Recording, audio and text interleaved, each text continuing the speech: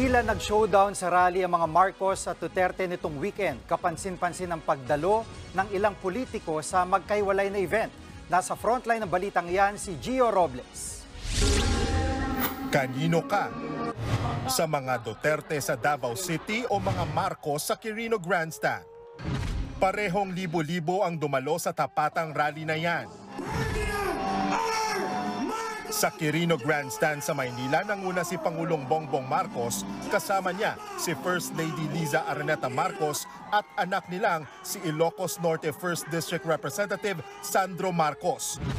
Ang problema, habang sa Davao City, si dating Pangulong Rodrigo Duterte ang nanguna, kasama ang mga anak na sina Davao City Mayor Baste Duterte, Davao City Representative Pulong Duterte at Vice President Sara Duterte, na sumaglit din sa Quirino Grandstand.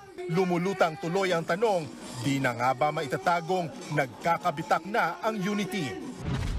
Spotted na magkasama sa Leaders Forum sa Davao City sina dating House Speaker Pantaleon Alvarez at dating Executive Secretary ni PBBM na si Attorney Vic Rodriguez. Si Alvarez muling nagpasaring kay House Speaker Martin Romualdez na anyay pasimuno ng People's Initiative para sa charter change. All indications are pointing at him na siya yung author. Hindi ito nanggagaling sa taong bayan. Galing lang ito kay Speaker Romualdez.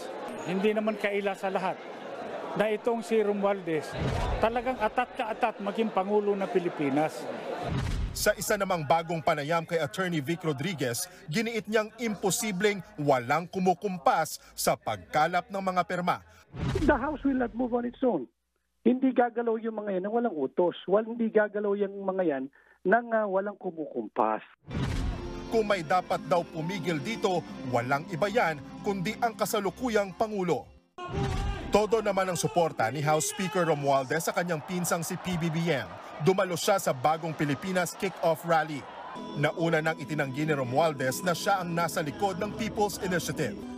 Nasa Quirino Grandstand din ang dating House Speaker at ngayoy Pampanga 2nd District Representative Gloria Macapagal Arroyo. Katabi pa siya ni Pangulong Marcos. Sa kabila yan ng pagiging kilalang kaalyado ng mga Duterte si Arroyo na tutol sa investigasyon ng International Criminal Court at minsang isinangkot sa umano'y planong pagpapatalsik kay Romualdez. Bukod sa kanila, present din sa Bagong Pilipinas ang mga senador na sina Jinggoy Estrada, Bong Revilla at Lito Lapid. Dalawang senador naman ang naispatan sa Davao City Rally, si Senator Bongo at ang ate mismo ni PBBM na si Senator Amy Marcos. Tingin naman ni Dennis Coronacion, isang political analyst, tila namamangka pa sa dalawang ilog ang mga politiko. Parang paresadong pumili yung mga political figures natin. Most of them are close to both political leaders, referring to President Marcos Jr. and VP Sara Duterte. So parang napipilitan silang mamili between two sides.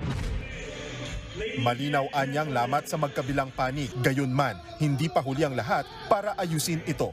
Pero nakadepende raw yan sa interes ng mga politiko. Nagbabalita mula sa Frontline, Gio Robles, News 5.